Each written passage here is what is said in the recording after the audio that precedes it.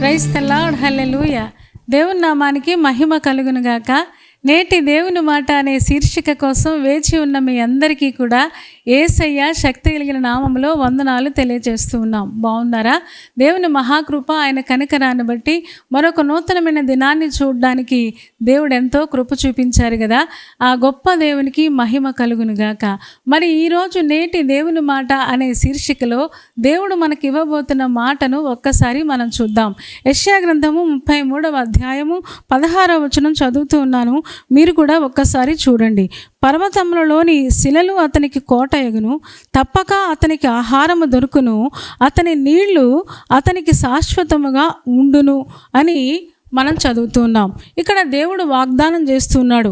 ఎవరికి వాగ్దానం చేస్తూ ఉన్నాడంటే అదే అధ్యాయంలో 15వ వచనం నుంచి మనం చూడగలిగితే, నీతిని అనుసరించి నడుచుచు యథార్థముగా మాటలాడుచు నిర్బంధన వలన వచ్చు లాభమును విపేక్షించుచు లంచము పుచ్చుకొనకుండా తన చేతులను మలుపుకొని హత్య అనే మాట వినబడకుండా చెవులు మూసుకొని చెడుతనము చూడకుండా కన్నులు మూసుకునివాడు ఉన్నత స్థలమున నివసించును, పర్వతములలోని శిలలు అతనికి కోట ఎగును, తప్పక అతనికి ఆహారము దొరుకును, అతని నీళ్లు అతనికి శాశ్వతముగా ఉండును అని దేవుడు వాగ్దానం చేస్తున్నాడు.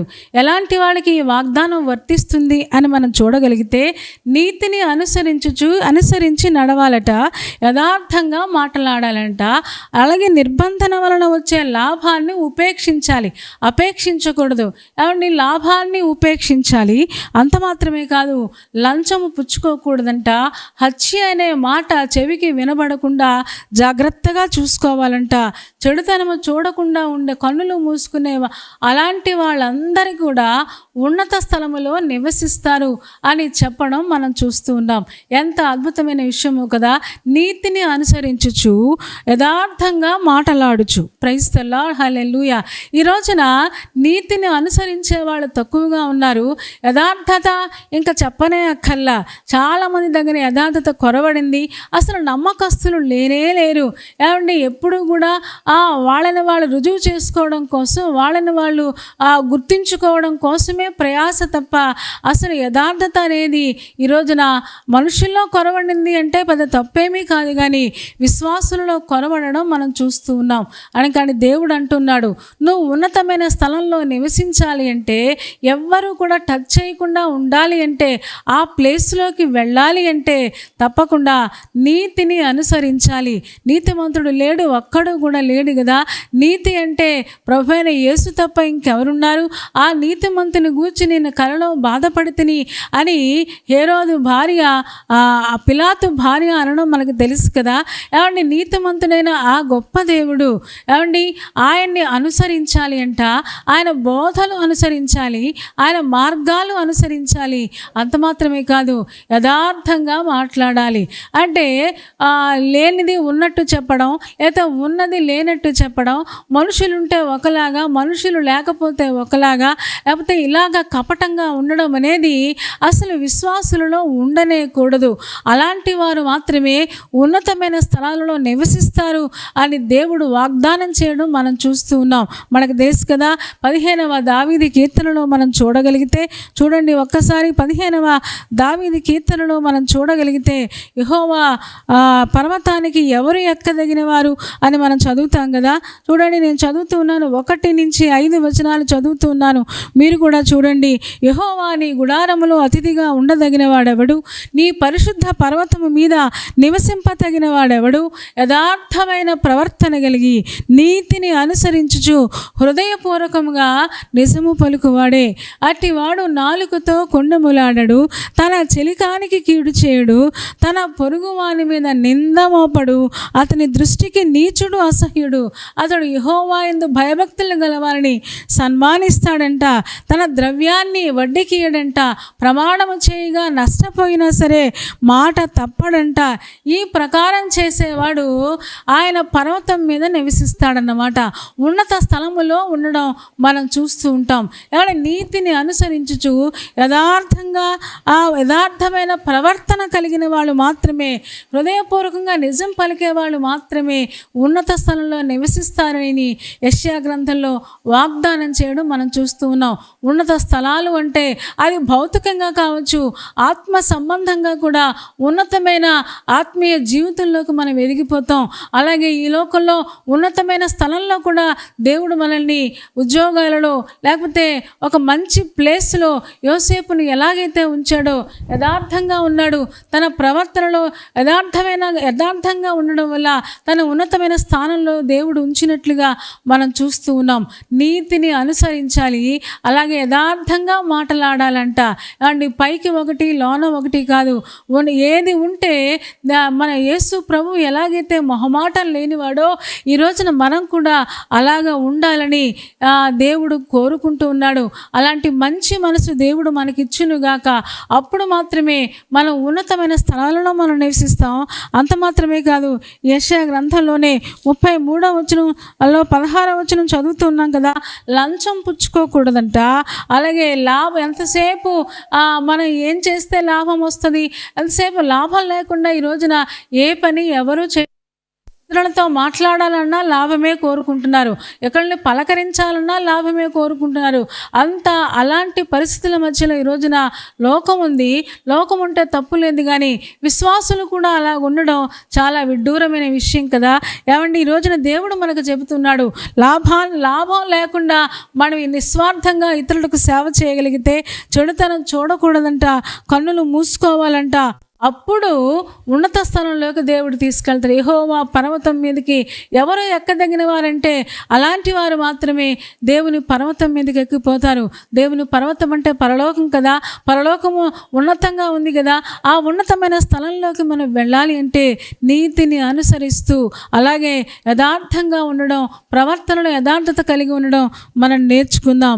అప్పుడు దేవుడు అంటున్నాడు, పర్వతములలోని శిలలు అతనికి కోట ఎగును. ఏమంటే ఆ పర్వతాల్లో ఉన్న శిలలు ఉంటాయి కదా, రాళ్ళు ఉంటాయి కదా, ఆ పర్వతం మీదకి మనం వెళ్ళిపోతే అక్కడున్న రాళ్ళే మనకు కోటలాగా ఉంటాయి. అంటే మన కోటలో ఉంటాం అన్నమాట. ఆ కోటను దాటి ఎవరు రాలేరు, అక్కడికి రాలేడు. ఆ కోట మన కోట కొండ దేవుడే కాబట్టి మనల్ని ముట్టుకోలేడు. మనల్ని ఎందుకు అంటే మనం యథార్థంగా ఉంటున్నాం, నీతిగా ఉంటున్నాం. మన చుట్టూ పర్వతంలాగా, యెరూషలేము చుట్టూ పర్వతాలు ఉన్నట్లుగా దేవుడు మన చుట్టూ ఉండి మనల్ని సంరక్షిస్తాడు, పోషిస్తాడు. ఇంకా చెబుతున్నాడు కదా, తప్పక అతనికి ఆహారము దొరకను, అతనికి నీళ్లు అతనికి శాశ్వతముగా ఉండును అని చెప్పడం మనం చూస్తూ ఉన్నాం. ఏమంటే తప్పకుండా అతనికి ఆహారం దొరుకుతుంది అంటే కరువు రాదన్నమాట. ఏమండి, ఒకవేళ చుట్టూ కరువు వచ్చినా సరే కరువు అనేది అతను అనుభవించడన్నమాట. ఎప్పుడు ఏ సమయంలో ఏది కావాలో దేవుడు తప్పకుండా ఆహారం చేత అతను పోషించబడతాడు. ఏమంటే ఆహారం ఉంటే సరిపోదు కదా, నీళ్లు కూడా దేవుడు ఇస్తాడంట. ఆ నీళ్లు మామూలు నీళ్లు కాదు, ఆ నీళ్లు అతనికి శాశ్వతముగా ఉండును అని చెప్పడం మనం చూస్తూ ఉన్నాం. ఈ వాగ్దానం మనం స్వతంత్రించుకోవాలంటే నీతిగా నడుచుకోవాలి, యథార్థంగా మాట్లాడాలి. అప్పుడు మాత్రమే ఉన్నతమైన స్థలంలోకి మనల్ని దేవుడు తీసుకెళ్తాడు. పరలోక రాజ్యంలో స్థానం మనం పొందుకోవాలి అంటే, ఈ లోకంలో కూడా ఉన్నతమైన స్థానంలోకి మనం వెళ్ళాలి అంటే తప్పకుండా దేవుడు చెప్పినట్లుగా మనం చేయగలిగితే తప్పకుండా దేవుడి ఆశీర్వాదాన్ని మన జీవితంలో నెరవేర్చి తీరుతాడు. యోహాను సువార్త 4వ అధ్యాయము ఒక్కసారి మనం చూద్దామా? అక్కడ కూడా ఒక స్త్రీతో, ఆ సమరయ స్త్రీతో దేవుడు మాట్లాడుతూ ఉన్నాడు. చూడండి ఒక్కసారి సమరయ స్త్రీతో ఏమని మాట్లాడుతున్నాడంటే, అయ్యా ఈ నీళ్లు ఇంత దూరం వచ్చి చేదుకోకుండా నువ్వేదైనా ఒక ఉపాయం చెప్తావా అని అడుగుతూ ఉంటే చూడండి 4వ అధ్యాయం నేను చదువుతూ ఉన్నాను, 11, 12 వచనాలు. అప్పుడు ఆ స్త్రీ, అయ్యా ఈ బావి లోతైనది, చేదుకొనుటకు నీకేమీ లేదే, ఆ జీవజలములు ఎలాగూ నీకు దొరుకును, తానును తన కుమారుడును పశువులను ఈ బావి నీళ్లు త్రాగి మాకిచ్చిన మన త్తండ్రి అయిన యాకోబు కంటే నీవు గొప్పవాడా అని ఆయన అడిగిందండి. అందుకు యేసు, ఈ నీళ్లు త్రాగు ప్రతివాడును మరలా దప్పిగొనను, నేనిచ్చి నీళ్లు త్రాగువాడెప్పుడును దప్పిగొనడు, నేను వానికిచ్చి నీళ్లు నిత్య జీవమునకై వానిలో ఊరడి నీటి బొగ్గగా ఉండునని ఆమెతో చెప్పాను. ప్రైజ్ ద లార్డ్, హల్లెలూయా. ఆ స్త్రీ అడుగుతుంది, అయ్యా ఇంత దూరం రాలేకపోతున్నాను, ఇంత దూరం రావాలి అంటే ఊరిని దాటుకొని రావాల్సి వస్తుంది, ఈ ఊరిలో నాకు మంచి సాక్ష్యం లేదు, ఈ ఊరి వాళ్ళు నన్ను సూటిపోటి మాటలు అంటూ ఉన్నారు, ఈ ఊరిలో ఊళ్ళో అందరూ కూడా నన్ను హేళన చేస్తూ ఉన్నారు, ఎగతాళి చేస్తూ ఉన్నారు.